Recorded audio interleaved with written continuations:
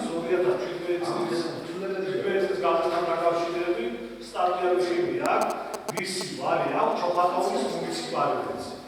ბიუჯეტის ნახევა. ჯერს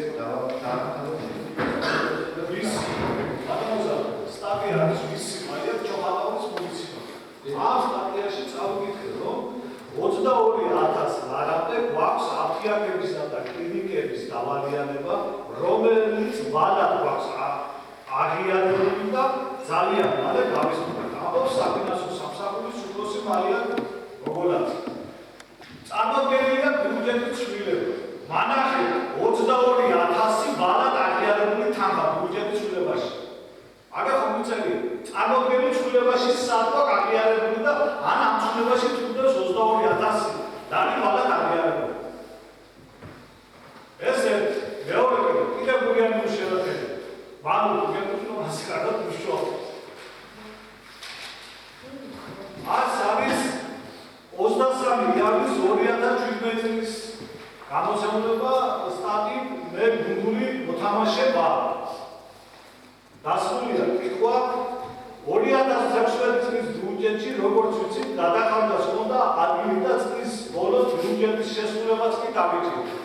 და პასუხი ბატონი გამგებელი ამბობს გასულ წელს 90,000 ლარი მედის სამედიცინო მომსახურების დაფინანსება გამახორციელებს ვიდრე დაგეგმილი ჰქონდა.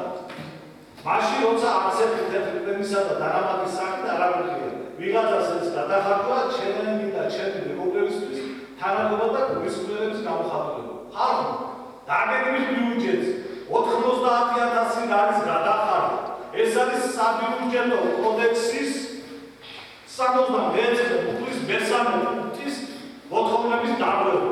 ადამიანი პირდაპირ სასამართლოდ აღიარებს. თავარი პრინციპია საჯარო მოხელება დავარბია ბიუჯეტი. სხვა კითხვას. საპროცედურო კომისიის თავმჯდომარესა და საერთო საკრებულოს დაარბია საბიუჯეტო კოდექსი და აღიარა მან. და შემდეგ რა ხდება? გასვაგებთ. გამგებელმა დაარბია კოდექსი არჩევნებმა დახარდა 50,000 ლარი და არჩევნო კოდექსი 3 თვის მანძილზე არის შემოღებული.